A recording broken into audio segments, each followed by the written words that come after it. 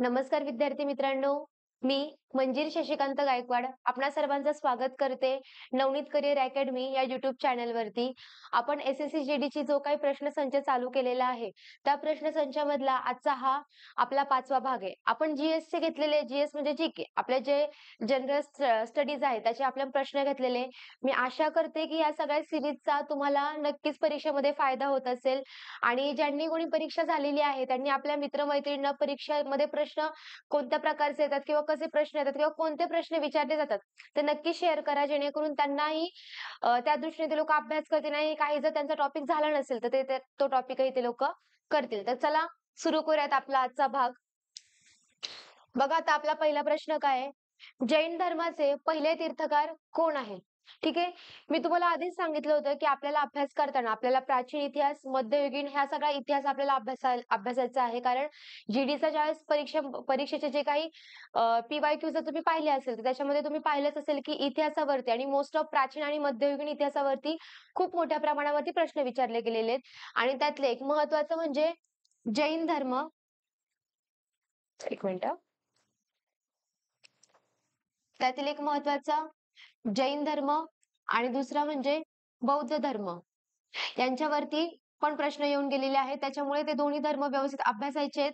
त्यांचा धर्म हे त्यांचे संस्थापक वगैरे त्यांचे धर्मगुरू ह्या सगळ्या गोष्टी सुद्धा तुम्हाला सगळ्या पाहायच्या आहेत. तर आपल्याला काय विचारले बघा इथं प्रश्न, जैन धर्माचे पहिले तीर्थकार कोण होते?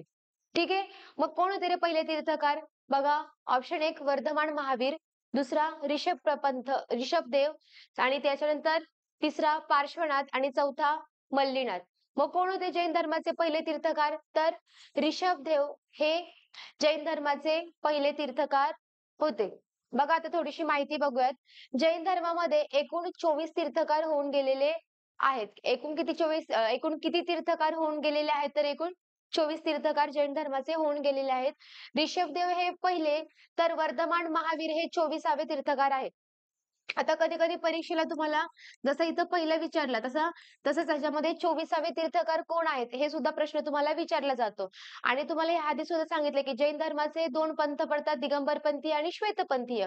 ह्या सगळ्या गोष्टी सुद्धा तुम्हाला अभ्यासायच्या आहेत. ठीक आहे. बघा आता पुढचा प्रश्न काय पुढे विचारला गेलेला आहे. हा सुद्धा क्वेश्चन आपल्याला जैन धर्माचे वर्धमान महावीरांवरचा हा प्रश्न विचारला गेलेला आहे की वर्धमान महावीर यांचा जन्म कुठे झालेला आहे? आता जसं तुम्हाला सांगितलं की जैन धर्म किंवा बौद्ध धर्म करत असताना त्याचे संस्थापक किंवा त्यांचे जे मेन व्यक्ती होते ते अभ्यासाचे तुम्हाला. आता वर्धमान महावीर यांचा जन्म कुठे झाला, यांच्या आईचे नाव, वडिलांचे नाव, त्यांचे नाव, त्यांचा मृत्यू, ह्या सगळ्या गोष्टी किंवा त्यांनी कोणते उपदेश दिले, कोणत्या भाषेमध्ये त्यांनी उपदेश दिले, या सगळ्या गोष्टी तुम्हाला अभ्यासायच्या आहेत. बघा आता त्याचं ऑप्शन काय आहे? कुंडग्राम, लुंबिनी, पावा आणि कुशीनगर.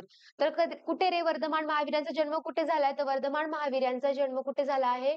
कुंडग्राम या ठिकाणी झालेला आहे. बघा आता त्यांच्याबद्दलची थोडीशी माहिती घेऊयात आपण. वर्धमान महावीर यांचा जन्म बिहार राज्यातील वैशाली नगर जवळ कुंडग्राम येथे झालेला आहे.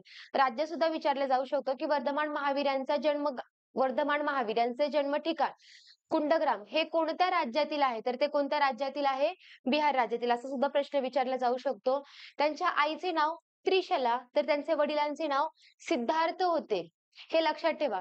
गौतम बुद्धांचे खरे नाव हे सिद्धार्थ होते आणि वर्धमान महावीरांच्या वडिलांचे नाव हे सिद्धार्थ होते. ह्या दोन्ही गोष्टी वेगवेगळ्या आहेत, परंतु नाव सेम असल्यामुळे तुमचं कन्फ्युजन होऊ शकतं. त्याच्यामुळे लक्षात ठेवायचं की वर्धमान महावीरांच्या वडिलांचे नाव होते सिद्धार्थ आणि गौतम बुद्धांचे गौतम बुद्धांचे काय होते? मूळ नाव होते सिद्धार्थ. ह्या दोन गोष्टी वेगवेगळ्या आहेत. नाव सेम असेल तरी ह्या दोन गोष्टी वेगवेगळ्या आहेत आणि ते वेगवेगळ्या पद्धतीनेच लक्षात ठेवा. पुढे बघा, लोकांना धर्म सहजपणे कळावा म्हणून वर्धमान महावीर यांनी अर्धमागधी लोकभाषेचा वापर केला. म्हणजे त्यांच्या धर्माचा प्रसार करण्यासाठी लोकांना ती जी भाषा सहजपणे कळेल त्या काळामध्ये त्यांनी लोकांना जी भाषा लवकर अवगत होईल किंवा ज्या भाषेमध्ये लोकांना आपण केलेले उपदेश हे सहज समजले जाईल, त्यासाठी त्यांनी कोणत्या भाषेचा वापर केला होता? तर वर्धमान महावीर यांनी अर्धमागधी या लोकभाषेचा वापर केला गेलेला होता. पुढे बघा, वर्धमान महावीर यांचे महापरिनिर्वाण पटनातील पावा गावी झाला होता. हे एक लक्षात ठेवा. महापरिनिर्वाण म्हणजे काय रे? महापरिनिर्वाण म्हणजे त्यांचे निधन हे कुठे झाले होते? तर ते पटनामधील पावा या गावी झाले होते. पावा हे गाव आणि कुंडग्राम हे लक्षात ठेवायचं. जन्मगाव कुंडग्राम आणि त्यांचं निधन ज्या ठिकाणी झाले किंवा महापरिनिर्वाण ज्या ठिकाणी झाले ते कोणतं रे? तर ते पावागाव. हे दोन्ही व्यवस्थित लक्षात ठेवायचे. आता बघा पुढचा प्रश्न काय? डॅश डॅश ही द्वीपकल्पीय भारतातील दुसरी सर्वात मोठी पश्चिम वाहिनी नदी आहे. आता आपण जीडीचे किंवा टीसीएस आयबीपीएस चे जे एक्झाम्स पाहिले तर त्याच्यामध्ये आपण बघू शकतो की नद्यांवरचे बरेचसे प्रश्न विचारले गेलेले आहेत. तर भारतातील जरी आपण महाराष्ट्रामध्ये असलो तरी एसएससी ही अ, भारताच्या लेव्हलवरती ती एक्झाम घेतली जाते. त्यामुळे आपल्याला अभ्यास करताना सुद्धा आपल्याला काय करायचं आहे? भारताच्या आणि जगाच्या लेव्हलवरतीच अभ्यास करायचा आहे. त्याच्यामुळे तुम्हाला जरी नद्या विचारल्या तरी ते महाराष्ट्राच्या नद्या विचारणार नाहीयेत. तर त्या संपूर्ण भारतामधल्या ज्या काही प्रमुख नद्या आहेत किंवा ज्या काही नद्यांना आता जर पाहिलं पूर आलेल्या नद्या वगैरे अशा ज्या काही गोष्टी आहेत त्याच नद्या तुम्हाला विचारल्या जाणार आहेत. त्याच्यामुळे त्या व्यवस्थित अभ्यासायच्या आहेत. मग इथे पण बघा द्वीपकल्पीय भारतातील दुसरी सर्वात मोठी पश्चिम वाहिनी नदी विचारली गेलेली आहे. मग ती कोणती बघा? पहिली गोदावरी, दुसरा ऑप्शन कृष्णा, तिसरा नर्मदा आणि चौथा तापी. तर बघा भारतातील सर्वात मोठी दुसरी पश्चिम वाहिनी नदी कोणती आहे रे? तर दुसरी पश्चिम वाहिनी नदी कोणती आहे? तर तापी. आणि सर्वात मोठी आणि सर्वात हं, सर्वात मोठी पश्चिम वाहिनी नदी कोणती आहे बरं? भारतातील सर्वात मोठी पश्चिम वाहिनी नदी असं जर विचारलं गेलं तर त्याचं उत्तर काय येणार ते बघा.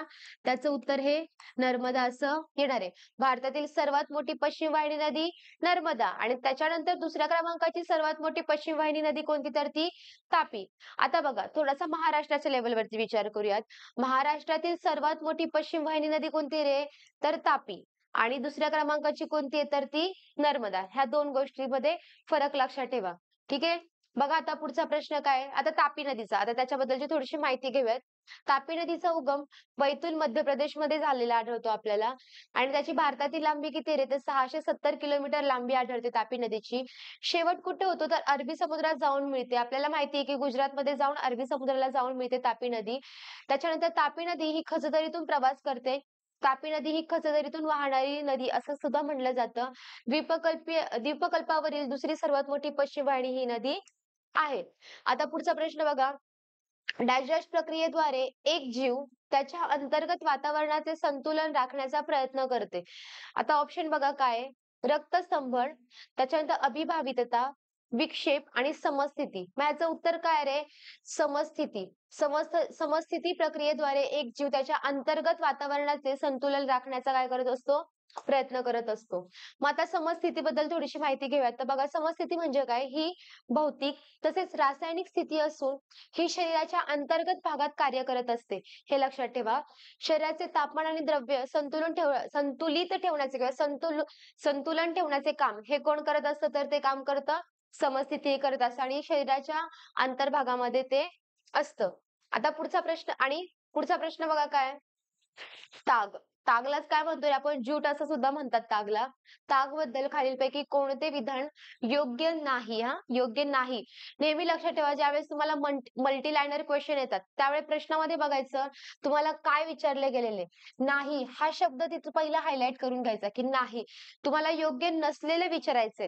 तुम्ही काय करणार? सगळं वाचणार आणि मग काहीतरी तिथं गोंधळ करून टाकणार. ह्याच्यामध्ये तुम्हाला योग्य नसलेलं म्हणजे काय रे? कोणतं विचारलं गेलेलं आहे, की चुकीचं विधान कोणते? योग्य नाही म्हणजेच काय रे? तर चुकीचे विधान कोणते असं या प्रश्नाचा अर्थ होतो. बघा पहिला ऑप्शन काय आहे? काळ्या मातीत त्याची चांगली वाढ होते. दुसरा गोल्डन फायबर म्हणूनही याची ओळख होती. तिसरा ऑप्शन काय? भारत आणि बांगलादेश हे ताग उत्पादनात अग्रेसर आहेत. चौथा ऑप्शन यासाठी उच्च तापमानाची आवश्यकता आहे. तर बघा ताग हे आपण जर प्रामुख्याने पाहिलं तर पश्चिम बंगालमध्ये येतं. म्हणून इथे काय भारत आणि बांगलादेश म्हणजे आपला पश्चिम बंगाल आणि बांगलादेश यांना लागून जो काही एरिया आहे सगळा त्याच्यामध्ये तागाचं मोठ्या प्रमाणामध्ये उत्पादन होतं. ह्याच्यामध्ये चुकीचं विधान कोणतं आहे? तर चुकीचं विधान हे की काळ्या मातीत त्याची चांगली वाढ होते. जर तुम्ही इलिमिनेशन पद्धत जर वापरली गेली तर बघा त्याला गोल्डन फायबर म्हणतात. हे विधान काय? बरोबर आहे. त्याच्यानंतर भारत आणि बांगलादेश ताग उत्पादनात अग्रेसर आहेत. हो, हे सुद्धा बरोबर आहे. यासाठी उच्च तापमानाची आवश्यकता असते. हे सुद्धा वाक्य बरोबर आहे. राहिलं कोणतं? तर काळ्या मातीत त्याची चांगली वाढ होते. हे विधान कायमच चुकीचे आहे. म्हणजे आपलं योग्य ह्याचं आन्सर काय आलं, मग उत्तर काय आलं, तर काळ्या मातीत त्याची चांगली वाढ होते. बघा आता भारत भारत ताग उत्पादनात अग्रेसर आहे. ताग विकासासाठी गाळाची चिकणमाती योग्य असते. बघा आता, काळी माती आवश्यक असते का रे? तर नाही. तर कोणती माती आवश्यक असते? गाळाची चिकण माती ही तागासाठी आवश्यक असते. वालुकामय मातीत हे पीक काढता येते. तागामुळे मातीचा कस कमी होतो. यावरून पर्याय एक चुकीचा आहे हे लक्षात येईल. तागाला गोल्डन फायबर म्हणूनही ओळखले जाते. आता इथे लक्ष देण्यासारखं आहे, की तुम्हाला ह्याच्यावरती वेगळाही प्रश्न विचारला जाऊ शकतो, की तागाला गोल्डन फायबर डॅश डॅश असेही म्हणतात किंवा गोल्डन फायबर असे कोणत्या पिकाला म्हणतात? असाही प्रश्न विचारला जाऊ शकतो. मग त्याचं उत्तर काय लिहायचंय तुम्हाला? तर त्याचं उत्तर ताग असं लिहायचंय. बघा आता पुढे काय आहे? जगातील प्राण्यांच्या एकूण प्रजातींपैकी डॅश डॅश अधिक प्रजाती भारतात आहेत. म्हणजे जगात ज्या काही प्राण्यांच्या प्रजाती आहेत, त्यांच्यापैकी भारतामध्ये किती प्रजाती आहेत किंवा किती टक्के प्रजाती आहेत, असं तुम्हाला विचारलं गेलेलं आहे. तर बघा, किती टक्के जास्त प्रजाती आहेत रे? तर 7.5% अधिक प्रजाती आढळतात. 12.5% अधिक प्रजाती आढळतात. 4.5% की 10.0% तर बघा, जगातील प्राण्यांच्या एकूण प्रजातींपैकी 7.5%हून 7.5%हून अधिक प्रजाती ह्या कुठे आढळतात? तर आपल्या भारतामध्ये आढळतात. बघा आता भारतातील पश्चिम घाट हा जैवविविधतेसाठी ओळखला जातो. आपल्याला हे माहितीच आहे, की पश्चिम घाट हा विविधतेसाठी ओळखला जातो. त्याच्यामध्ये असणारे प्राणी, वनस्पती ह्याचं एक जैवविविधतेचं एक प्रमुख उदाहरण ठरतं. जगातील प्राण्यांच्या एकूण प्रजातींपैकी 7.5%हून अधिक प्रजाती ह्या भारतामध्ये आढळतात. हे सगळं आता आपणच पाहिलेलंच आहे. पुढे बघा काय विचारले गेलेले पुढचा प्रश्न. खालीलपैकी कोणती पूर्वांचलची एक पर्वतरांग नाही? आता इथं काय करायचंय, तर तुम्हाला इथे काय माहिती असायला हवं तुम्हाला, की पूर्वांचल पर्वतरांगा कोणत्या आहेत? बघा आता ह्याच्यामध्ये मिश्मी, नागा, पटकोई, पटकोई बूम, त्याच्यानंतर झास्कर. तर बघा, पूर्वांचल नसलेली कोणती रे? तर झास्कर ही पूर्वांचल नाहीये. मिश्मी, नागा आणि पटकाई बूम ह्या काय आहेत? तर ह्या सगळ्या पूर्वांचल रांगा आहेत. मग बघा, पूर्वांचल रांगा कोणत्या आणि हिमालयीन रांगा कोणत्या कोणत्या त्या महत्वाच्या आपण बघूयात. पूर्वांचल रांगांमधील पूर्वांचलमधील रांगा बघा, मेघालय. मेघालय राज्यामध्ये पूर्वांचल रांगांमध्ये कोणत्या कोणत्या येतात? तर बघा, गारो, खासी आणि जयंतिया ह्या महत्वाच्या आहेत. मेघालयमधल्या गारो, खासी आणि जयंतिया ह्या महत्वाच्या रांगा आहेत. त्यानंतर अरुणाचल प्रदेशमध्ये मिश्मी डोंगर आणि अभोर डोंगर, त्याच्यानंतर डाफला डोंगर आणि पटकाई बूम हे एक लक्षात ठेवायचं आणि ते कोणतं.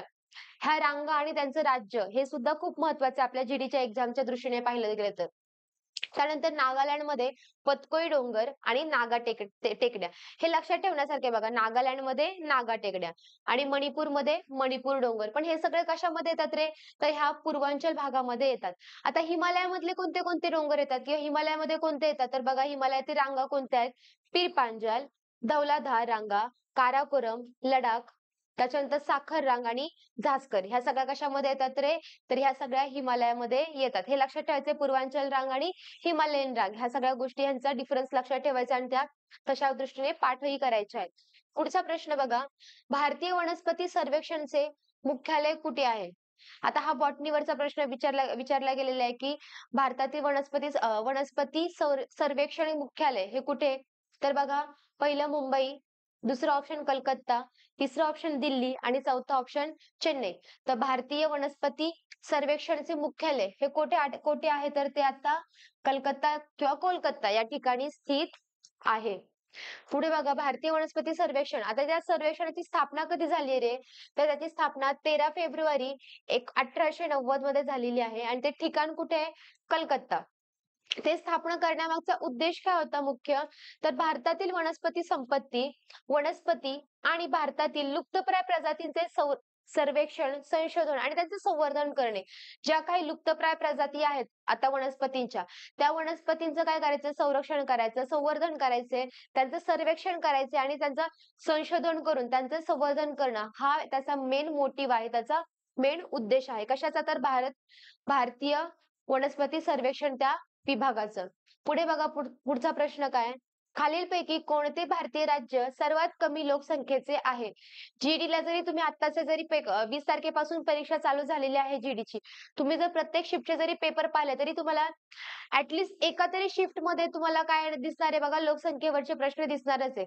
माझ्या मते तर प्रत्येक शिफ्टमध्ये तुम्हाला लोकसंख्येचे प्रश्न असणारच आहे. परंतु एका दिवसाच्या एका तरी शिफ्टमध्ये तुम्हाला लोकसंख्येवरचे प्रश्न हे आढळून येणारच आहे. त्याच्यामुळे लोकसंख्या हा टॉपिक खूप महत्त्वाचा आहे आणि तो एकदम परफेक्ट करा.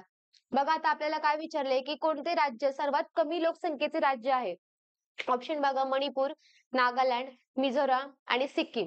तर ह्याच्यातला ऑप्शन आन्सर काय तर आहे तर सिक्कीम. सिक्कीम हे काय आहे तर भारतातली सर्वात कमी लोकसंख्येचं राज्य आहे.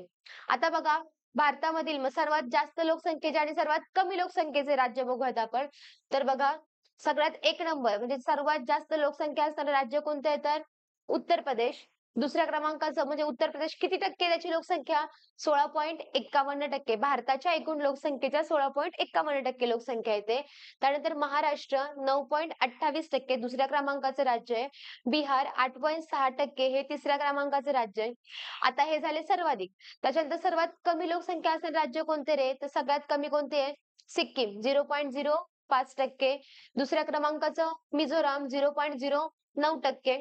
तिसऱ्या क्रमांकाचं अरुणाचल प्रदेश 0.11%. हे व्यवस्थित लक्षात ठेवायचं आहे. पुढचा प्रश्न बघा काय? 21 एप्रिल 1526 रोजी बाबर आणि इब्राहिम लोदी यांच्या दरम्यान डॅश डॅश येथे लढाई झाली. आता हे काय विचारले तुम्हाला 1526 पानिपतच्या लढाईवरती. मध्ये झालेले हे 3 युद्ध, पानिपतची पहिली लढाई, दुसरी लढाई आणि तिसरी लढाई, हे तिन्ही युद्ध फार महत्वाचे आहे. हे तिन्ही युद्ध कोणत्या वर्षी झाले? ठिकाण तर एकच आहे पानिपत, त्याच्यामुळे तिथे कन्फ्युज होणार नाही तुम्ही. परंतु तीन तीन वर्ष वेगवेगळ्या वर्षी ते झालेले आहेत. ते 3 वेगवेगळ्या वर्षी त्याचे वर्ष पाठ करायचे आणि ते युद्ध कोणाकोणादरम्यान झाले होते त्या 2 व्यक्तींची सुद्धा तुम्हाला नावं पाठ करायचे. मग हे 1526 रोजी बाबर आणि इब्राहिम लोदी यांच्यामध्ये जे युद्ध झालं ते कुठं झालं बघा? पानिपत, खानवा, हल्दीघाट आणि चौसा. तर हे कुठं झालं बघा? पानिपत, पानिपतची लढाई. त्याच्यानंतर तुम्हाला हल्दीघाटीची लढाई सुद्धा अभ्यासायची, चौसाची लढाई सुद्धा अभ्यासाची. हे सुद्धा याच्यावरती सुद्धा जीडीला प्रश्न येऊन गेलेले आहेत. त्याच्यानंतर बघा आता आपण पानिपतच्या चौसा आणि हल्दीघाटच्या लढाई बघूयात. पानिपतची 1526 ची लढाई 21 एप्रिल 1526 ला ती लढाई झाली होती. बाबर आणि इब्राहिम लोदी या दोघांच्या दरम्यान ते युद्ध झालं गेलं होतं. ती लढाई झाली होती. त्यानंतर चौसाची लढाई 29 जून 1539 ला हुमायून आणि शेरशाह सुरी यांच्यामध्ये झाली होती. हल्दीघाटीची लढाई 18 जुलै 1576 ला महाराणा प्रताप आणि मुघल सैन्य यांच्यामध्ये झालं होतं. हे महत्वाचं आहे, हे पाठच करा. तोंडपाठ केलं तरी चालेल. एकतर ती तारीख आणि दुसरं त्यांचं युद्ध हे पाठ करायचंच आहे तुम्हाला. पुढचा प्रश्न बघा काय विचारलाय? खालीलपैकी कोणते प्रकरण मुंबई उच्च न्यायालयाच्या अधिकार क्षेत्रामध्ये येत नाही? आता बघा म्हणजेच काय रे? प्रकरण म्हणजे काय? मुंबई उच्च न्यायालय आपल्या भारतामध्ये असणारे उच्च न्यायालय, त्यातला महाराष्ट्रामधला हा महाराष्ट्रावरचा प्रश्न विचारला गेलेला आहे. महाराष्ट्रातील मुंबई उच्च न्यायालय म्हणजेच काय विचारलं गेलंय की मुंबई उच्च न्यायालयाचं खंडपीठ. खरं तर हा प्रकरण म्हणजे काय विचारले गेलेले की तुम्हाला खंडपीठ हे कुठे नाही, मुंबई उच्च न्यायालयाचं एक खंडपीठ कुठे नाही. तर बघा दादरा नगर हवेली दीव दमण, गोवा आणि गुजरात. दादरा नगर हवेली आणि दीव दमण हा एकत्र केंद्रशासित प्रदेश केलेला आहे. त्याच्यामुळे ह्या दोन्ही ठिकाणी जर एकत्र जर म्हणलं तर इथे काय येतं आपल्याला? आपल्याला खंडपीठ आढळून येतं. त्याच्या म्हणजे प्रकरण खंडपीठ नाही म्हणता येणार, ऍक्च्युली याला खंडपीठ नाही म्हणता येणार. हे काय तर ते म्हणजे मुंबई उच्च न्यायालयाच्या अंतर्गत कोणतं राज्य येतं? आता जर आपण उच्च न्यायालयाचा अभ्यास केला तर एक उच्च न्यायालयाच्या अंतर्गत एक उच्च न्यायालय हे एका राज्यासाठी नसतं किंवा असू शकतं. पण एका उच्च न्यायालयाच्या अंतर्गत एक राज्य किंवा एक किंवा दोन राज्य किंवा केंद्रशासित प्रदेश सुद्धा येऊ शकतात. तर आपल्या मुंबई उच्च न्यायालयाच्या अंतर्गत कोणतं कोणतं आहे बघा? तर एकतर महाराष्ट्र राज्य येतो. ठीक आहे. महाराष्ट्र राज्य आहे. त्यानंतर गोवा राज्य एक येतं आणि आपला हा दादरा नगर हवेली, दादरा नगर हवेली आणि दीव दमण.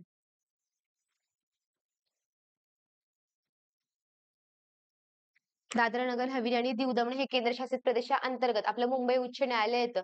मग बघा गोवा घेतलाय, दादरा नगर हवेली, दीव दमण. राहिलं कोणतं राज्य तर गुजरात राज्य. गुजरात राज्य हे मुंबई उच्च न्यायालयाच्या अंडर येत नाही. ठीक आहे. तर बघा आता पुढे काय आहे? मुंबई उच्च न्यायालयाची माहिती बघूयात. बघा आता मुंबई उच्च न्यायालयाची स्थापना कधी झालेली? तर मुंबई उच्च न्यायालयाची स्थापना ही 14 ऑगस्ट 1862 मध्ये झाली गेली होती. मुंबई उच्च न्यायालयाचं कार्यक्षेत्र, प्रकरण म्हणजे कार्यक्षेत्र, प्रकरण म्हणजे खंडपीठ नाही, माझ्या तोंडात चुकून मी ते बोललं गेलं होतं, पण लक्षात ठेवा प्रकरण म्हणजे काय तर त्याचं कार्यक्षेत्र. तर कार्यक्षेत्र काय आहे? दमण, दीव, दादरा नगर हवेली, महाराष्ट्र आणि गोवा.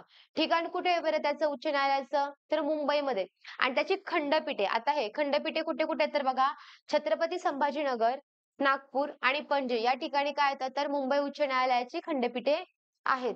बघा आता पुढचा प्रश्न काय?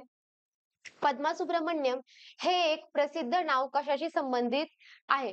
आपल्याला कला, साहित्य या क्षेत्रांवरती सुद्धा प्रश्न विचारले जातात. त्याच्यामुळे कला, शास्त्र, वादक वगैरे जे असतात त्या सगळ्या गोष्टी तुम्हाला करायचे. कला, शास्त्र, साहित्य या सगळ्या गोष्टी तुम्हाला अभ्यासायच्या आहेत आणि परीक्षेला सुद्धा जर तुम्ही आता जरी परीक्षेचा जरी झालेल्या आहेत आणि YouTubeला जर त्या शिफ्टवरचे जरी प्रश्न पाहिले तरी तुम्हाला प्रत्येक प्रश्नामध्ये तुम्हाला एखाद्या गायकाबद्दल किंवा एखाद्या गायिकेबद्दल किंवा एखादा वादक विचारलं जाईल. ह्या सगळ्या गोष्टी तुम्हाला विचारल्या जातील. तर बघा आपल्याला काय पद्मा सुब्रमण्यम हे प्रसिद्ध नाव कशाशी संबंधित आहे असं विचारलं गेलेलं आहे. तर बघा लावणी म्हणजे हे नृत्याशी संबंधित आहे. ऑप्शन जर बघितलं नाव लावणी, सत्रीय नृत्य, भरतनाट्यम आणि मणिपुरी हे सगळं काय आहेत तर नृत्याचे प्रकार आहेत. म्हणजे ह्या कोण आहेत तर एक नृत्यांगना आहेत. पद्मा सुब्रमण्यम. मग बघा त्या कोणत्या नृत्याशी संबंधित आहेत तर त्या आहेत भरतनाट्यम. त्या भरतनाट्यम करतात आणि त्या भरतनाट्यमशी संबंधित आहेत. ह्या त्या पद्मा सुब्रमण्यम आहे. त्यांचा हा फोटो सुद्धा बघितला तर बघा भरतनाट्यम करतानाचाच आहे. त्यांच्याबद्दलची थोडीशी माहिती बघूयात. पद्मा सुब्रमण्यम ह्या शास्त्रीय भरतनाट्यम नृत्यांगना आहेत. पुरस्कार म्हणजे त्यांना कोणते-कोणते पुरस्कार मिळाले होते तर बघा 1981 सालचा पद्मश्री पुरस्कार विजेत्या आहेत त्या आणि 2003 सालचा पद्मभूषण पुरस्कार सुद्धा त्यांना मिळालेला आहे. बघा आता पद्मश्री आणि पद्मभूषण पुरस्कार मिळालेला आहे. त्यामुळे त्या काय आहेत, खूप एक महत्त्वाच्या व्यक्ती ठरतात. कोण तर पद्मा सुब्रमण्यम आणि कोणत्या नृत्याशी संबंधित आहेत तर त्या भरतनाट्यम ह्या नृत्याशी संबंधित आहेत.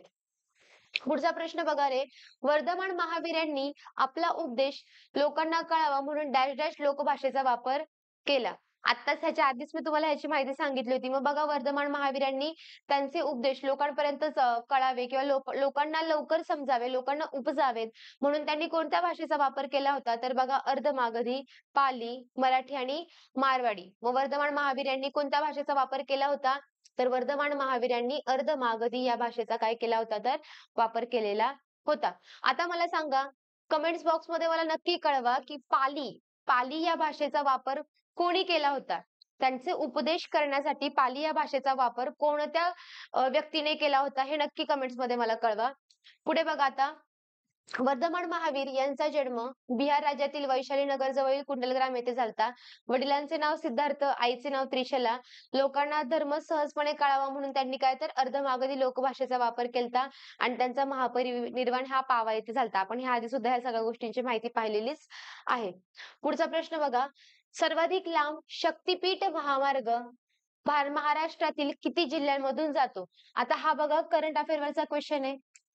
हा करंट अफेअरचा क्वेश्चन आहे. फार महत्वाचा आहे. शक्तिपीठ महामार्ग आताचा सध्या पाहिला तर एक महत्वाचा ठरतो.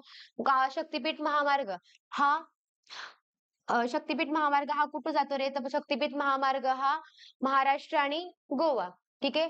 महाराष्ट्र ते गोवा या 2 राज्यांना जोडतो. महाराष्ट्र आणि गोवा या 2 राज्यांना जोडतो. आता शक्तिपीठ का म्हणतात? तर आपल्या महाराष्ट्रामध्ये असलेले जे काही शक्तिपीठ आहेत, त्या शक्तिपीठांना भेट देणारा हा काय महामार्ग आहे. म्हणजे त्या शक्तिपीठातून त्या जिल्ह्यांमधून हा महामार्ग जातो म्हणून त्याला शक्तिपीठ महामार्ग असे नाव देण्यात आलेले आहे. मग तो किती जिल्ह्यांमधून जातो रे महाराष्ट्रातील? 6, 8, 10 की 12? तर शक्तिपीठ महामार्ग हा महाराष्ट्रातील 12 जिल्ह्यांमधून जातो. हा एक खूप महत्वाचा आणि खूप मोठा सुद्धा आहे. थोडीशी माहिती बघा आता. नागपूर, वर्धा असा.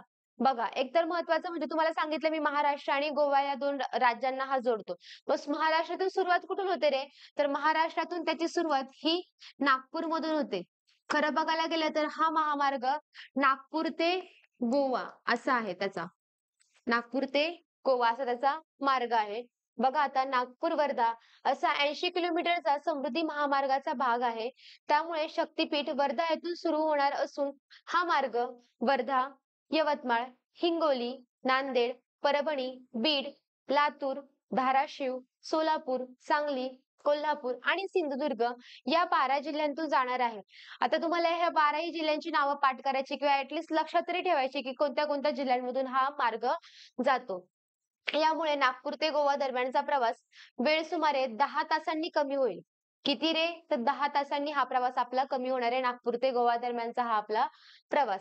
सुमारे 760 किलोमीटर लांबीच्या या एक्सप्रेसवेची लांबी नागपूर-मुंबई सुपर कम्युनिकेशन हायवेपेक्षा जास्त असेल.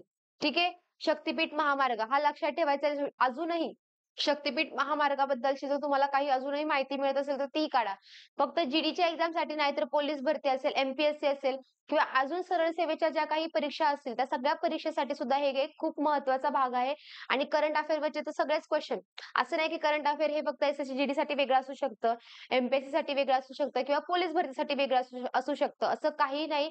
करंट अफेअरवरचा कुठलाही प्रश्न कधीचाही आणि तुम्हाला कोणत्याही परीक्षेमध्ये विचारला जाऊ शकतो. पुढचा प्रश्न बघा काय? डॅश डॅश हे राज्य देशातील पहिले सुशासन नियमावली राबवणारे राज्य ठरलेले आहे. हा सुद्धा आपल्याला बघितला हा प्रश्न सुद्धा हा कशामधले जातो रे? हा क्वेश्चन सुद्धा करंट मध्ये जातो. बघा, केरळ राज्य, महाराष्ट्र राज्य, गुजरात राज्य आणि हिमाचल प्रदेश. मग ह्याचं उत्तर काय रे? तर महाराष्ट्र राज्य हे देशातील पहिले सुशासन नियमावली राबवणारे राज्य ठरलेले आहे. महाराष्ट्राचे प्रशासन उत्तरदायी, सुलभ, गतिमान, पारदर्शी आणि लोकाभिमुख होण्यासाठी सामान्य प्रशासन विभागाने तयार केलेला सुशासन नियमावली 2023 ला मुख्यमंत्री एकनाथ शिंदे यांनी 19 मे 2023 रोजी काय दिलेली आहे तर त्याला मान्यता दिलेली आहे. पुढचा प्रश्न बघा, खालीलपैकी कोणत्या शहरात भारतातील पहिल्या सौर रूफ सायकलिंग ट्रॅक सौर रूफ सायकलिंग ट्रॅकचे उद्घाटन करण्यात आलेले आहे? हा सुद्धा करंट अफेअरचा क्वेश्चन आहे. त्याचं ऑप्शन्स बघा काय दिलेले आहेत. कलकत्ता, हैदराबाद, चेन्नई, मुंबई. मग सौर रूफ सायकलिंग ट्रॅक हा कुठे रे? तर हा हैदराबाद मध्ये त्याचं काय करण्यात आलेलं आहे तर उद्घाटन करण्यात आलेलं आहे. हैदराबाद मध्ये हे लक्षात ठेवा. ऑक्टोबर 2023 मध्ये हैदराबाद येथे भारतातील पहिल्या सौर रूफ सायकलिंग ट्रॅकचे उद्घाटन करण्यात आलेले आहे. हेल्थ वे असे या ट्रॅकला नाव देण्यात आलेले आहे. मग हे नाव एक लक्षात ठेवायचं. आता हा सायकलिंग ट्रॅक आहे, सौर रूफ सायकलिंग ट्रॅक. परंतु त्याचं नाव काय तर त्याला कोणतं नाव देण्यात आलेलं आहे तर हेल्थ वे हे त्याला नाव देण्यात आलेलं आहे. त्याच्यामुळे हे नाव सुद्धा तुम्ही व्यवस्थित लक्षात ठेवा. पुढचा प्रश्न बघा काय आहे? हेलास या नावाने कोणता देश ओळखला जातो? आता हा पण प्रश्न आपल्या इतिहासावरती म्हणजे इतिहासावरती सुद्धा जातो. इतिहासामध्ये जरी तुम्ही अभ्यासलं तरी तुम्हाला हा याचं हे दिसू शकतं की हेलास नाव किंवा हेलास नाव हे कोणत्या देशाचे आहे किंवा हेलास या नावाने कोणता देश ओळखला जातो? मग ऑप्शन बघा, अमेरिका, ग्रीस, नेपाळ आणि जपान. तर बघा, ग्रीस हा देश हेलास या नावाने ओळखला जातो. हे लक्षात ठेवायचे. ग्रीस हा देश हेलास या नावाने ओळखला जातो. मग आता ग्रीसमध्ये असणारी ग्रीक संपत्ती, ग्रीसमध्ये असणारी ग्रीक संस्कृती याच्याबद्दल थोडीशी आपण माहिती घेऊयात. बघा, ग्रीक संस्कृती ही जगातील सर्वात प्राचीन संस्कृती आहे. बघा, जगातील सर्वात प्राचीन संस्कृती असं विचारलं तर ती कोणती येते रे? तर ती ग्रीक संस्कृती येते. ग्रीस हा देश हेलास या नावानेही ओळखला जातो. ग्रीक संस्कृतीने जगाला लोकशाही या राज्यव्यवस्थेची देणगी दिली. पुढे बघा, ग्रीक नगर राज्यातील खेळाडू दर 4 वर्षांनी ऑलिम्पिया हे एक नाव लक्षात ठेवा. ऑलिम्पिया या ठिकाणी विविध खेळ खेळण्यासाठी एकत्र येतात. ऑलिम्पिया आपले ऑलिम्पिक्सचे वगैरे जे होतात खेळ ते ऑलिम्पिया या ठिकाणी होत असतात किंवा हे लक्षात ठेवायचं की ग्रीक नगर राज्यातील खेळाडू दर 4 वर्षांनी ऑलिम्पिया या ठिकाणी काय करतात तर विविध खेळ खेळण्यासाठी एकत्र येत असतात. ग्रीक लोकांचा सर्वश्रेष्ठ देव हे देवाचं नाव सुद्धा लक्षात ठेवा. ग्रीक लोकांचा सर्वश्रेष्ठ देव कोणता तर तो कोणता आहे? झ्यूस. हे नाव लक्षात ठेवा, झ्यूस नाव. त्याचा देव तुम्हाला ह्याच्यावरती सुद्धा प्रश्न विचारला जाऊ शकतो. इथं रिकाम्या जागेसाठी विचारला जाऊ शकतो किंवा कोणता देव आहे ते सुद्धा तुम्हाला विचारलं जाऊ शकतं. पुढचा प्रश्न बघा काय आहे? कर्नाटकातील डॅश डॅश ही विजयनगरच्या राज्याची राजधानी होती. आता काय विचारले गेलेले आहे तुम्हाला? विजयनगरच्या राज्याची राजधानी विचारले गेलेले, जे काही घराणे होऊन गेलेले त्यांच्यावरचा. आता बघा, याची विजयनगरची राजधानी आपल्या सर्वांना माहितीच आहे की हम्पी. हम्पी हे खूप महत्वाचं शहर ठरतं. आता सुद्धा जर पाहिलं तर ते खूप महत्वाचं शहर आहे. ऐतिहासिक शहर आहे. आता विजयनगरची राजधानी होती म्हणजे ते एक ऐतिहासिक शहर आहे. त्याच्यामुळे हम्पी या शहरावरती सुद्धा प्रश्न विचारला जाऊ शकतो, विचारला जाण्याची शक्यता सुद्धा आहे. आपण प्रेडिक्शन लेव्हलवरतीच प्रश्न काढलेले. त्याच्यामुळे प्रश्नांचा अभ्यास करताना व्यवस्थित अभ्यासा. बघा आता पहिला प्रश्न पहिला काय ऑप्शन गुलबर्गा, हम्पी, गहाडवाल आणि यांपैकी नाही. तर कर्नाटकच्या विजयनगर राज्याची राजधानी कोणती होती रे? तर ती कोणती होती? हम्पी ही विजयनगर राज्याची राजधानी होती. बघा आता थोडीशी माहिती बघूयात आपण विजयनगर राज्याबद्दल. दक्षिणेतील विजयनगर राज्याचे संस्थापक हरिहर आणि बुक्क हे बंधू होते. हे नाव लक्षात ठेवायचं की विजयनगर राज्याचे संस्थापक कोण? विजयनगर राज्याचे संस्थापक हे हरिहर आणि बुक्क हे बंधू होते. हरिहर हा विजयनगरचा पहिला राजा होय. कर्नाटकातील हम्पी हे विजयनगरच्या राज्याची राजधानी होती.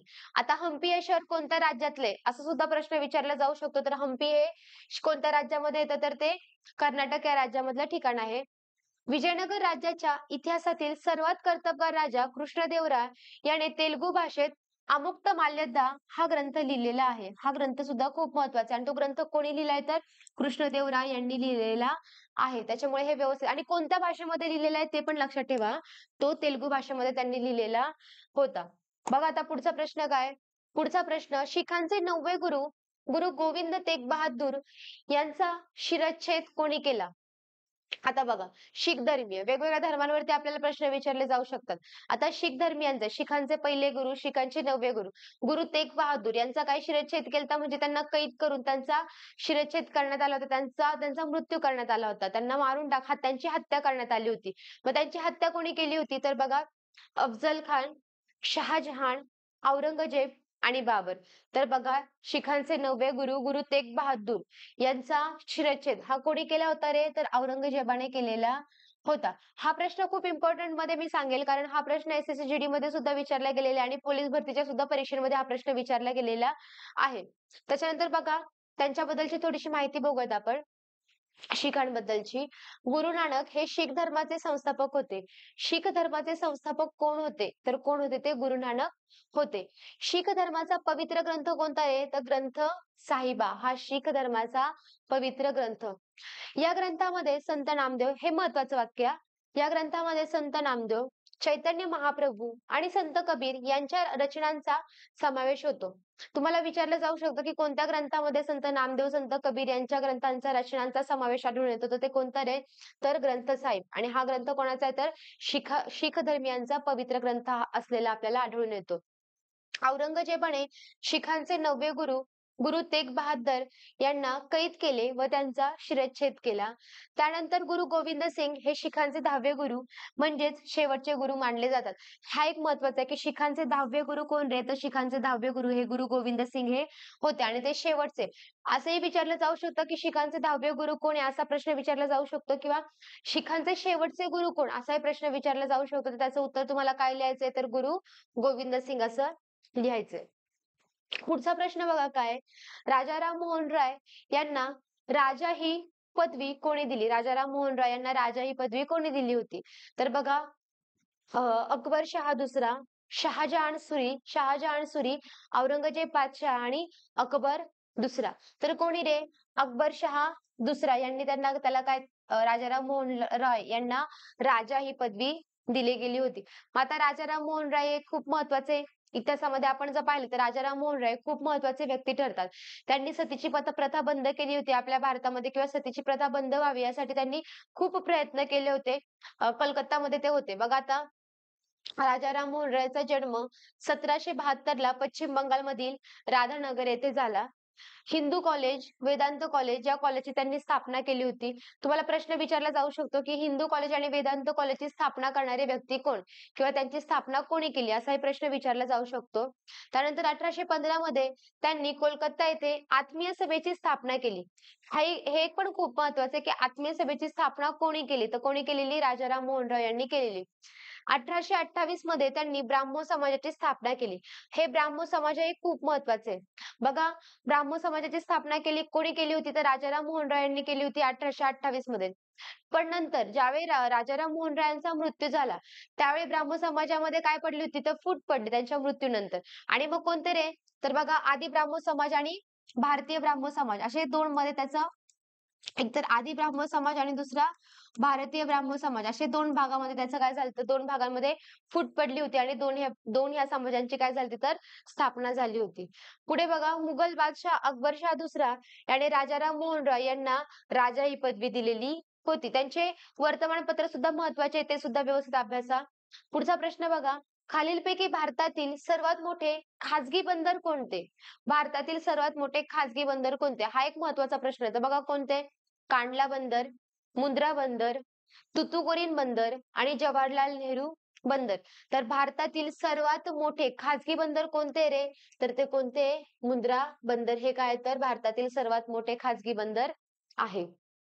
मुंद्रा हे भारतातील पहिले मोठे खाजगी बंदर असून आतापर्यंतची सर्वाधिक मालाची हाताळणी करण्याचा काय केलेला आहे विक्रम हा याच बंदराच्या नावावरती आहे. बघा, सर्वाधिक मालाची हाताळणी करण्याचा विक्रम हा मुंद्रा बंदरावरती आहे, त्याच्यामुळे त्याच्यावरती प्रश्न विचारला गेलेला आहे. हे बंदर सर्वात मोठे व्यावसायिक बंदर आहे, जे मुंद्रा कच्छ जिल्हा गुजरात जवळच्या कच्छच्या आखातच्या उत्तरेकडील किनाऱ्यावरती येते. आता प्रश्न असाही विचारला जाऊ शकतो, की मुंद्रा बंदर हे कोणत्या राज्यातील आहे? तर कोणत्या राज्यात येतं? तर ते तुम्हाला दिसेल, की गुजरात राज्यामध्ये हे येतं. पूर्वी अदानी समूहाच्या मालकीचे मुद्रा पोर्ट आणि स्पेशल इकॉनॉमिक झोन लिमिटेड द्वारे संचालित होते. नंतर त्याचा विस्तार Adani ports and sales limited मध्ये असा झालेला आपल्याला आढळून येतो. बघा आता पुढचा प्रश्न काय? राष्ट्रीय गुन्हा नोंद विभागाच्या अहवालानुसार सलग तिसऱ्यांदा सर्वात सुरक्षित ठरलेले शहर कोणते? हा प्रश्न जरी पाहिला तुम्ही तरी हा प्रश्न तुम्हाला काय तर करंट वरती विचारला गेलेला आढळून येईल. दरवर्षी काय केलं जातं, की गुन्हा नोंद विभागानुसार एक अहवाल सादर केला जातो. त्या अहवालानुसार सर्वाधिक सुरक्षित शहर आणि सर्वात असुरक्षित शहर असे काय केले जातं, तर तुम्हाला त्या अहवालामध्ये त्या शहरांची नोंद केलेली आढळून येते. तर बघा, ह्याच्यामध्ये तर ह्या विभागाच्या अहवालानुसार सलग तिसऱ्यांदा सर्वात सुरक्षित शहर कोणतं ठरलेले आहे? कलकत्ता, बंगलोर, नवी दिल्ली आणि चेन्नई. तर बघा कोणतं आहे तर ते कोलकाता आहे. सलग तिसऱ्यांदा ठरलेले म्हणून हे काय ठरतं, ते एक महत्वाचं शहर आहे आणि सर्वाधिक भारतात सर्वात सुरक्षित शहर म्हणून त्याला काय केलेले तर घोषित केलेले आहे. पुढे बघा, राष्ट्रीय गुन्हा नोंद विभागाच्या अहवालानुसार सलग तिसऱ्यांदा सर्वात सुरक्षित ठरलेले शहर कोलकाता आणि पुणे हे दुसऱ्या क्रमांकावरती येते. हे एक लक्षात ठेवा, की सर्वाधिक सुरक्षित असणारं दुसऱ्या क्रमांकाचं शहर कोणतं, तर ते कोणतं आहे तर पुणे, महाराष्ट्र राज्यामधील. पुढचा प्रश्न बघा काय आहे? 16व्या वित्त आयोगाचे अध्यक्ष कोण आहेत? आता हा प्रश्न बघितला तर हा प्रश्न तुमचा पॉलिटीवरती सुद्धा जाऊ शकतो आणि करंट वरती सुद्धा जाऊ शकतो. तर करंट वरती का? तर बघा, आत्ताच नुकते 16व्या वित्त आयोगाचे अध्यक्ष जाहीर झालेले, त्याच्यामुळे हा प्रश्न तुमचा करंट मध्ये सुद्धा जाऊ शकतो. मग 16व्या वित्त आयोगाचे अध्यक्ष कोण आहेत रे?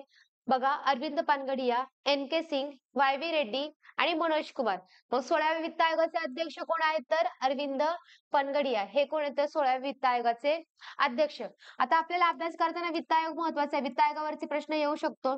ठीक आहे. एक तर आत्ताच त्याचे अध्यक्ष हे जाहीर झालेले, त्याच्यामुळे प्रश्न येण्याची शक्यता सुद्धा दाट आहे. मग वित्त आयोगाचा कलम तुम्हाला लक्षात ठेवायचा आहे. कलम 280 अंतर्गत वित्त आयोगाची स्थापना होते. आणि वित्त आयोग स्थापन कोण करतं रे? तर वित्त आयोग कोण स्थापन करतं तर राष्ट्रपती हे वित्त आयोग स्थापन करतात. हे नाव सुद्धा लक्षात ठेवायचे. ऑप्शनला पंतप्रधान कोणी येऊ शकतं. तर लक्षात ठेवायचंय, वित्त आयोगाची स्थापना कोण करतं? तर वित्त आयोगाची स्थापना हे राष्ट्रपती करतात. बघा थोडीशी आता ह्याच्यामध्ये सुद्धा वित्त आयोगाची माहिती आहे. कलम 280 आत्ताच आपण पाहिला, कलम 280 अंतर्गत वित्त आयोगाची स्थापना आहे. 16व्या वित्त आयोगाचे अध्यक्ष अरविंद पानगडिया, 15व्या वित्त आयोगाचे अध्यक्ष एन.के. सिंग, 14व्या वित्त आयोगाचे अध्यक्ष वाय.व्ही. रेड्डी. आता सध्या आपला 16वा वित्त आयोग चालू आहे आणि 16व्या वित्त आयोगाचे अध्यक्ष अरविंद पानगडिया आहेत. मग त्याच्या अगोदरचे दोन आयोगाचे सुद्धा अध्यक्ष पाठ असू द्या, 14व्या आणि 15व्या आयोगाचे अध्यक्ष हे कोण होते त्यांची नावं सुद्धा लक्षात ठेवा. पुढचा प्रश्न बघा काय आता? कलम 14 कशाशी संबंधित आहे? कलम 14 हा भेदभावाचा अभाव, संधीची समानता, कायद्यापुढे समानता की अस्पृश्यता नष्ट करणे. तर कलम 14 हा कायद्यापुढे समानता याच्याशी काय तर कायद्यापुढे समानताशी तो संबंधित आहे. कलम 14 ते 18 पर्यंतचे हे कलम खूप महत्वाचे आहेत. बघा, तुम्हाला ते लक्षात ठेवण्याची एक मी छोटीशी ट्रिक सांगते, की कलम 14 ते 18 हे कसे लक्षात ठेवायचे? 14, 15, 16, 17 आणि 18. ठीक आहे. कलम 14 ते 18 पर्यंत. मग ह्याची एक छोटीशी ट्रिक आहे आपल्याकडे, ती कोणती तर का, भे, स, प. बघा आता ती कशी वापरायची. का, बे स अ प. तर बघा आता ह्यांचा वापर कसा करायचा. का म्हणजे काय रे? तर का म्हणजे काय? तर कायद्यापुढे समानता. कायद्यापुढे समानता. त्याच्यानंतर भे काय? भे वरून काय? भेदभावास अभाव. भेदभावास अभाव. त्याच्यानंतर स वरून काय? स वरून येतं संधीची समानता. संधीची समानता. त्यानंतर अ वरून काय? अ मध्ये येतं अस्पृश्यता नष्ट करणे.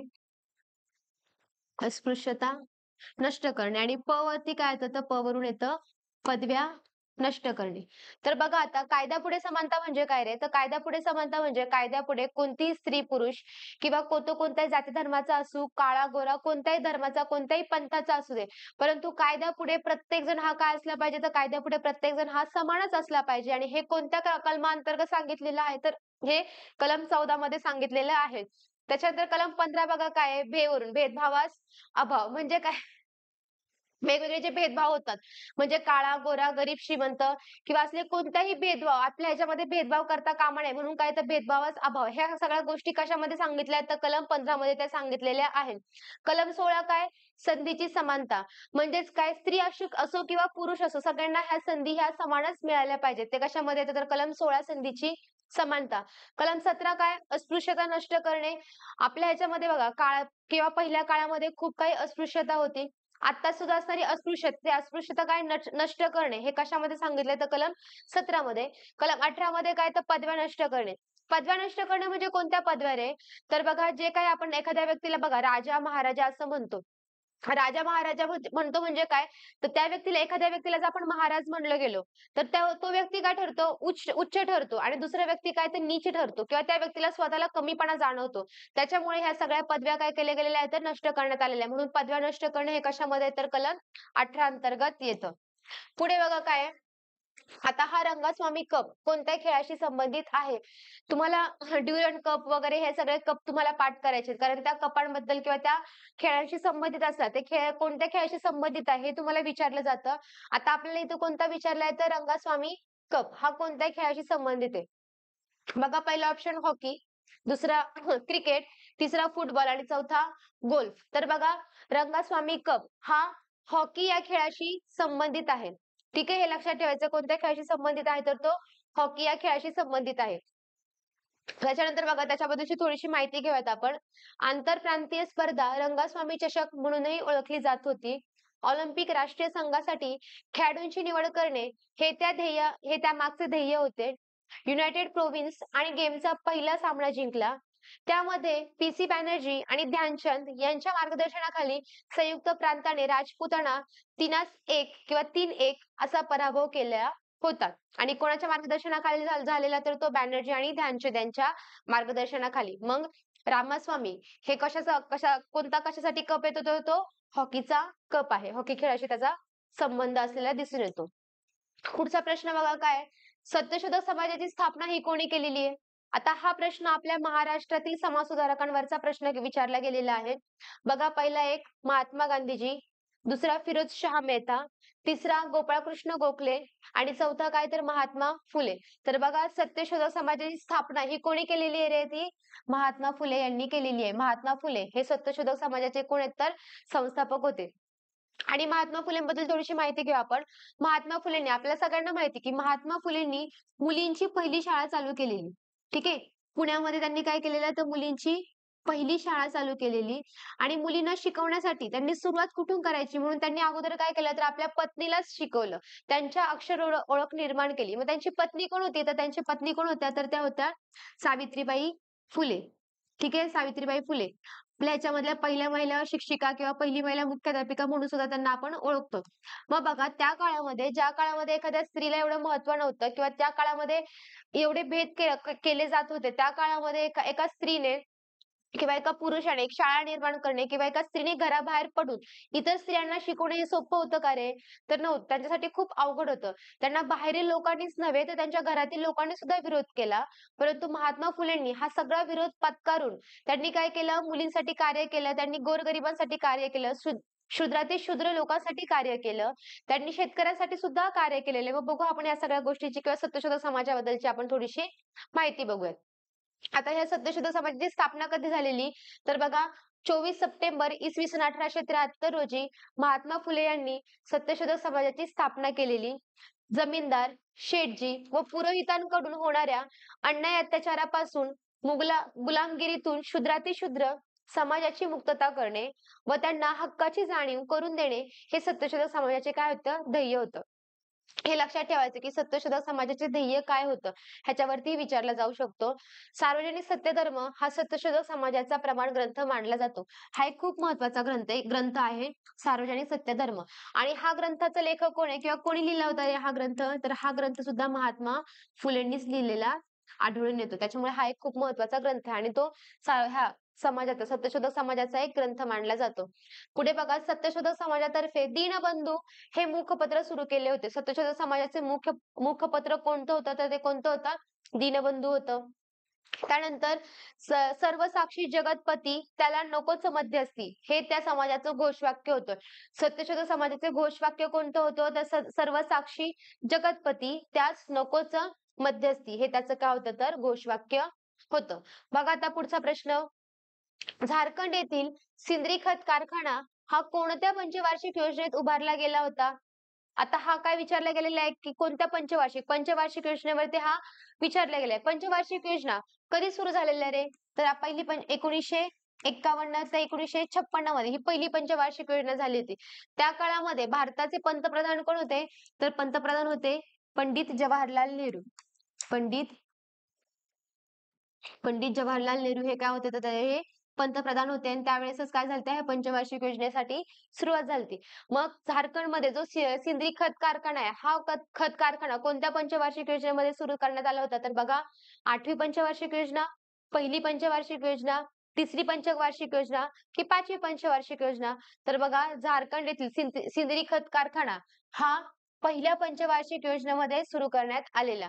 जर तुम्ही पाहिलं तर पहिल्या पंचवार्षिक योजनेमध्ये बरेचसे धरणं वगैरे बांधण्यात आली होती. बरेचसे कारखाने सुद्धा स्थापन करण्यात आले होते. ते कोणती पंचवार्षिक योजना आहे? तर पहिली पंचवार्षिक योजना.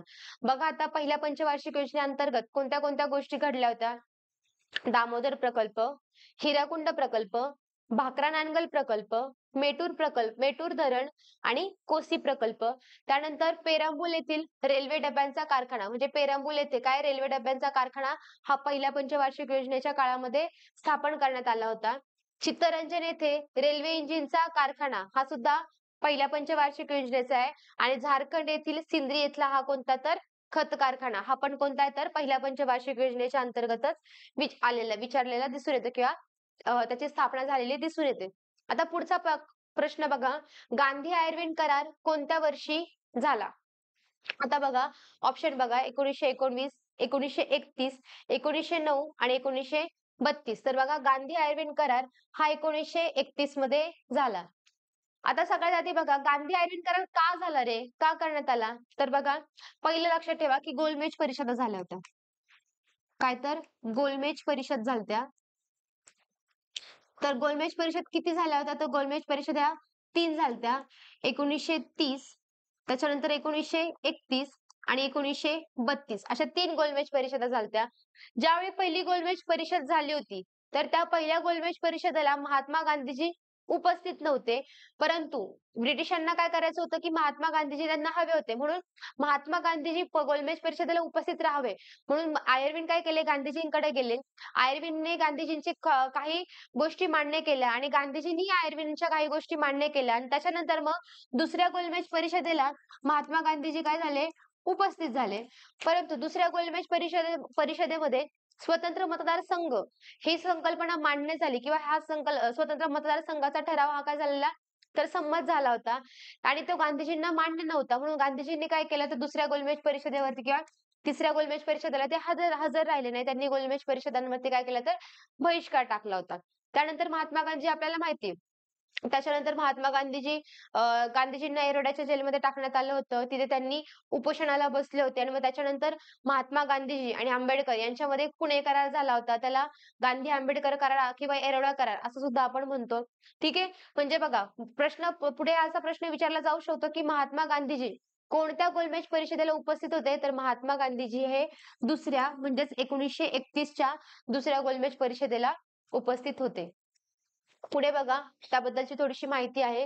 गांधी-आयर्विन करार हा महात्मा गांधी आणि लंडनमधील दुसऱ्या गोलमेज परिषदेच्या आधी 5 मार्च 1931 रोजी भारताचे तत्कालीन व्हाईसरॉय लॉर्ड आयर्विन यांनी केलेला हा राजकीय करार होता. मग या करारानुसार काय-काय करण्यात आलं होतं? काय होतं या करारामध्ये? तर बघा, या करारानुसार आयर्विनने चळवळी दरम्यान तुरुंगात टाकलेल्या लोकांना सोडण्यास आणि भारतीयांना घरगुती वापरासाठी मीठ बनविण्यास परवानगी देण्याचे मान्य केले. गांधींनी सविनय कायदेभंगाची चळवळ मागे घेण्याचे आणि लंडनमधील दुसऱ्या गोलमेज परिषदेला उपस्थित राहण्याचे मान्य केले. हा काय होता? तर हा या दोघांमध्ये झालेला करार होता आणि ह्याच करार पुढे गांधी-आयर्विन करार म्हणून ओळखला गेला. हे लक्षात ठेवा.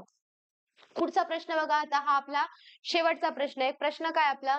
जीवनसत्व ए हे जीवनसत्व ए चे शास्त्रीय नाव काय?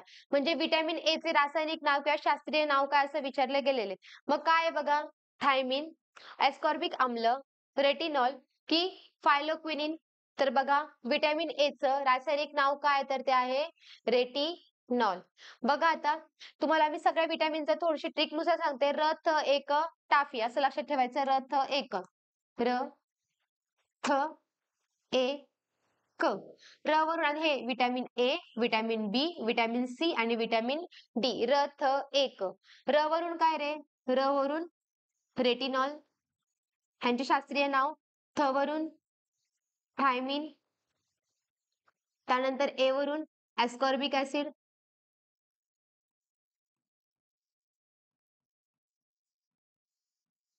ॲस्कॉर्बिक ॲसिड किंवा त्याला आपण ॲस्कॉर्बिक आम्ल सुद्धा म्हणतो. त्यानंतर क वरून काय रे? क वरून कॅल्सिफेरॉल. कॅल्सिफेरॉल हे काय? तर ह्या रासायनिक नाव आहेत. Vitamin A, retinol, vitamin B, thiamine, vitamin C, ascorbic acid आणि व्हिटॅमिन डी, कॅल्सिफेरॉल. ठीक आहे. आता बघा, आपली ही जी 30-30 प्रश्नांची जी आपण सीरीज चालू केली किंवा प्रश्नसंच चालू केलेला आहे, त्यातला आजचा हा आपला 5वा भाग संपलेला आहे. तुम्ही ज्यांची काही परीक्षा झालेली असतील, त्यांनी परीक्षेमध्ये आलेले प्रश्न तुमच्या मित्र-मैत्रिणींना सांगा, जेणेकरून त्यांनाही पुढच्या परीक्षेचा फायदा होईल. आणि तुम्हाला हे लेक्चर्स किंवा आमची ही संकल्पना कशी वाटते हे नक्की कमेंट्स करून सांगा. तुमचा प्रतिसाद म्हणजेच आम्हाला काम करण्याची स्फूर्ती आहे. तुमचा भरभरून प्रतिसाद मिळू द्या. हे लेक्चर्स किंवा ह्या लेक्चर्सच्या लिंक्स तुमच्या मित्र-मैत्रिणींना पाठवा, जेणेकरून त्यांनाही फायदा होईल.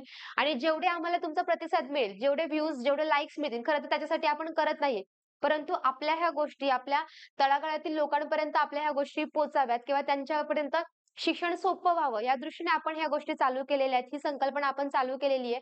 तर भरभरून प्रतिसाद द्या आणि आपले लेक्चर्स कसे वाटतात तुम्हाला हे नक्की कमेंट्समध्ये सांगा. जरी वाईट वाटत असेल तरी कमेंट्समध्ये सांगा. काही चेंजेस हवे असतील तरी नक्की कळवा. आपण नक्की त्याच्यावरती बदल करण्यामध्ये नक्की आपण प्रयत्न करू आणि तुमच्यासाठी आम्ही वेळोवेळी तत्पर असू. तर तुमचा प्रतिसाद आम्हाला हा मोठ्या प्रमाणामध्ये मिळू द्या, जेणेकरून पुढील भागामध्ये किंवा पुढच्या वेळी तुमचा प्रतिसाद जर खूप चांगला मिळाला तर आम्हालाही काम करण्याची स्फूर्ती भेटते. मग तुमच्यासाठी वेगवेगळ्या नवीन गोष्टी, काहीतरी वेगळं नवीन करण्याची ह्या वेगवेगळ्या कल्पनाही आम्हाला सुचतात.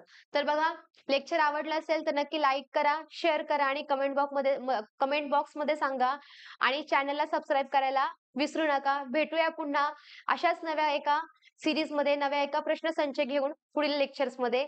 धन्यवाद.